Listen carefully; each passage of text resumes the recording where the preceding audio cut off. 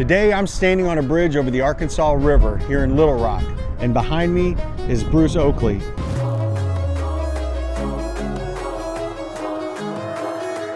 What started with one man and one vision and one truck has led to a multi-billion-dollar empire. Today we're going to share their story from 3 generations and family-led to one of the greatest bulk trucking companies and logistics supply chains in America. This is one story, one vision, one load at a time, and this is BulkLoads. Yeah, that's a great one. So this is Granddad. This is one of his first jobs before he started the business. But he was a driver for Central Arkansas Milk Producers Association. I remember the podcast they were talking about, like that was pretty much his first kind of delivery job, wasn't it? Driving, hauling milk. And then I think he went to the Navy between this and starting to farm and build the business. This is El Paso. This is the original place. Fertilizer building, seed and chemical. And Granddad actually lived in this house. That was his Lincoln. He always drove a white Lincoln, which you see in other pictures. But so El Paso, and Dad still raises cattle on this ground. And then here's when we started building North Little Rock. It's in the paper. That's here, right here? Mm-hmm. Okay. Yeah. So the original fertilizer building's under construction in that picture. It's been torn down since then and replaced. But this headquarters is new, this building, right? Yeah, I think we built this in 2019. Where was it before? Was it? It's on the same property. It's actually where our new truck shop is. Okay. We tore down the old building. Okay. And rebuilt there. I hated to do that, but we were just running out of real estate. How big is this area here? I think it's around 100 acres. Okay. So, and it's mostly all connected. When I started, I've been here 48 years, first February. And Bruce had been in business about 10 years prior to that. He had built a little fertilizer deal at Beebe, the town that I was raised in. He was close. I started out there in El Paso. Back then, you know, it was just work. We were in the fertilizer business, retail fertilizer business. A lot of farmers back then up there. In the spring of the year, we were busy blending fertilizer. And then after that, he was also the seed business and we'd clean seed during the summer and spread lime. And the harvest would start. And then it was long days and short nights. There wasn't any bulk fertilizer, it was all bagged. And when that transition came, Bruce kind of got on the front end of it. He had the little deal out at El Paso where he farmed, and he was selling bag fertilizer, and he started selling bulk fertilizer. And then he decided, well, they're shipping a lot of fertilizer by rail. And he said, I need to be by the rail, and that's when he built the little terminal down at Beebe with rail spur. Rocked along there, and also we built grain bins, and we started buying grain. Rocked along there a while, and then they were shipping a lot by barge, and he said, well, we need to be on the river, and that's when he built this place down here. As an entrepreneur, did he talk about big visions? You know, you hear business owners talk about that they're going to be the largest whatever company, but did he ever talk about how big that he wanted this to be? No. Not to me. I never did hear any of it. I was renting a lot. But we were just working. I mean, none of us, I think, include him, he may have, but we just worked and kept growing and growing and growing. And, you know, but as far as looking out in the future, I think he'd be surprised if he saw this today. So where does most of this fertilizer come out of? Kind of depends on whatever politics are going on at the time. I mean, there's tariffs and countervailing duties and different subsidies and all kinds of stuff. So that changes the trade flow quite a bit. There's a lot of Russian product that still comes to the United States. Chinese products is actually pretty good quality, but it doesn't come here anymore since the first time Trump got elected. Morocco, it's a big one. But nitrogen kind of comes from all over. We make a lot of it here domestically, but we don't have the phosphate rock to make phosphate. We don't have the potash ore to make potash. We've got a little bit, but nothing to come close to our demands. So most of the potash comes from Canada, but Russia, Israel are big producers. A lot of that comes to New Orleans and the East Coast. So we try not to take too much risk, but basically you got to step up and buy a vessel of product a lot of times, and hopefully we can get different products and on one vessel, have something different in each hold that works the best for us. But it comes to New Orleans, midstream cranes will hook up to the vessel and have barges on the other side, and they just unload the vessel into barges. And then today we've got a network on all the major rivers, so we can start releasing barges. So we spread that risk out, where a lot of the product may go to Cincinnati, a lot of it will go to St. Louis and get on the unit train, a lot of it will go to Catoosa, Oklahoma, and truck out from there, and various river ports in between. So we're always working the buy and the sell side. So it's not like we think urea is going to go up, so let's buy a whole Panamax at $400. That some people can do that. We don't like to. So we just try to work it as we can. So when we take these big bites, we're making it disappear in a pretty short amount of time, or at least getting sales on the books.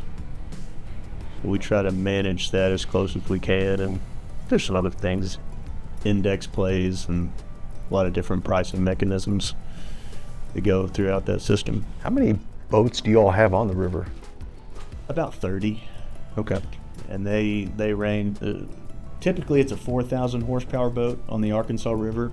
We've got 3 6,000 horsepower boats on the Lower Miss. So you own the boats, but do you guys also own the barges itself too? We own some barges. We own about 180, which is, in that industry, it's a small fleet. And one barge, how much capacity? I know it depends on the draft limits and all that, but roughly. So out here, probably 1,600 tons, on a northbound barge. You can load 2,000 tons on a southbound Mississippi River barge. And one of your 4,000 horsepower boats, how many barges is that hooked to? On the Arkansas River, they typically push 12, and that's just because they don't want a triple lock, going through the lock and dam system, but we can push 15. It's not a horsepower issue, it's just a lock and dam timing issue. And I wanted to ask you about the owner-operator model. Why did you all choose that versus company drivers? I mean, everybody's got their own math and formulas of why they chose, but you guys have created probably the largest bulk commodity owner-operator fleet in America. But what drove you to that versus company-owned trucks and company-owned? Well, we'll go back to when we were at BB and Bruce had built this down here. We were buying a lot of grain up there at that time. We had 3 Mack trucks with 28-foot dump trucks, and we were trying to haul the grain out, and we couldn't haul it out fast enough. Plus, we couldn't get fertilizer up there. So he hired some guys to come in and do it for us, and they had their own trailers. And it was just by accident, I guess. Bruce told me, he said, if y'all will go to work for me, I'll sell my trucks, I'll buy the trailer and lease it to you. And so that's the way it started with. What year was that? 81. Okay. 81. I don't think any of us knew the trucking deal was just getting it done. None of us had a vision that we would grow it like we have. But that's how it started, and then we worked up to 10 trucks, and then we worked to 12 trucks. Now we got 25. We're really doing something now.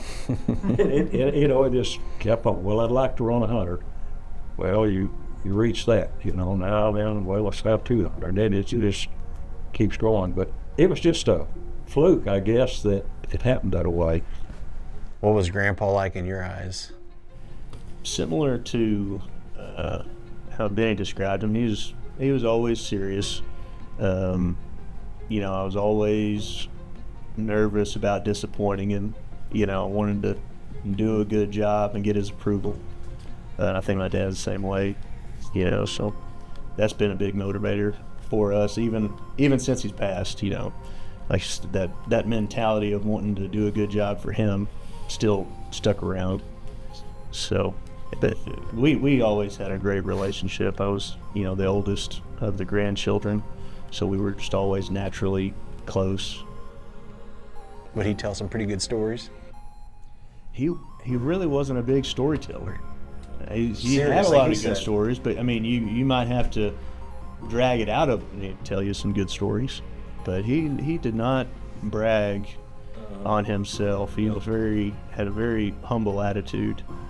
Yeah. So all the stories that I've heard that I cherish, I've had to get from Dad and Benny and just other folks that knew him, and I've got some stories myself. I was 19 when he passed, so we had a decent amount of time together.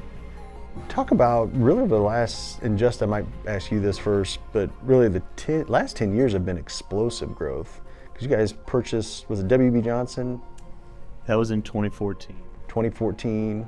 And that kind of really positioned you guys to be more of a... Started around 2010, 2011, that kind of faster growth. What was the reason behind that? Because that really put you on the map of being a grain trader, in my opinion. Really, I think there was a period of time, in the 2000s, maybe the 90s, where there wasn't a very clear succession plan.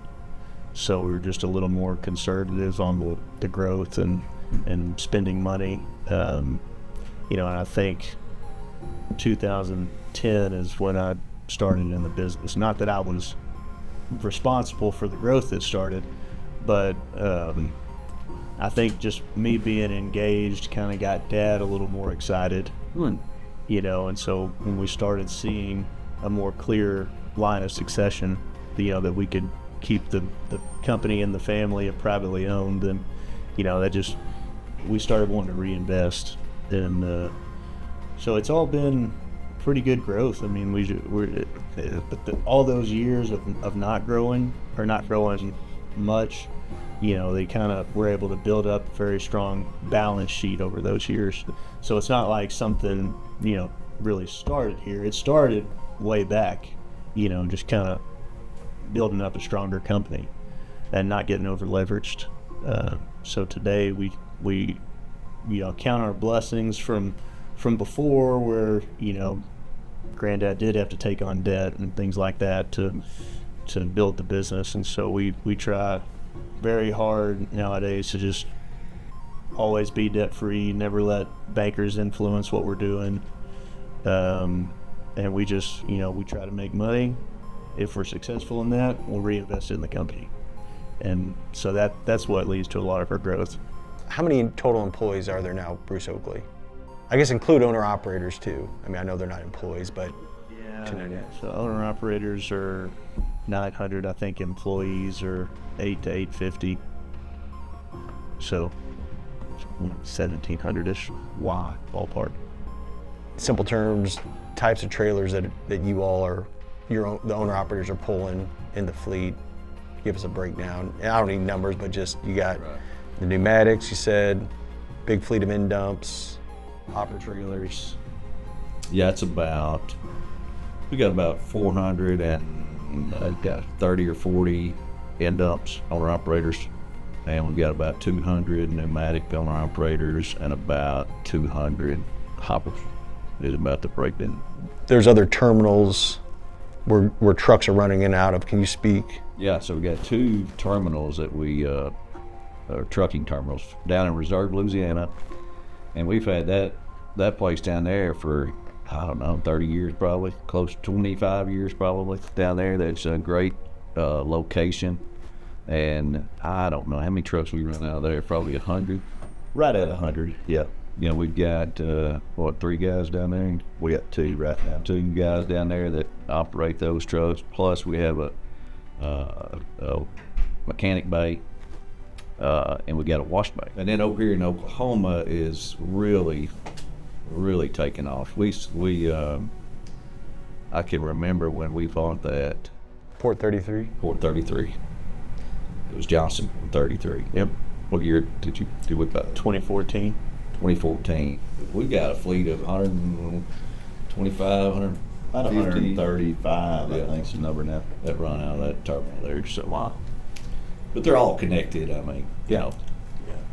Even the other locations that don't necessarily have a on the ground trucking presence, I mean, they still support, our owner operators and, our trucking division pretty strongly. So St. Louis and Ottawa, other places, they always make sure there's truck parking or, always making sure they're helping out the owner operators. So it goes a long way. yeah. One truck in 1968. Today, 30 towboats, 180 barges on the Mississippi and Arkansas River, moving volumes that would take thousands of trucks to match. Most people in this industry have never seen that operation up close. We did. That's next week.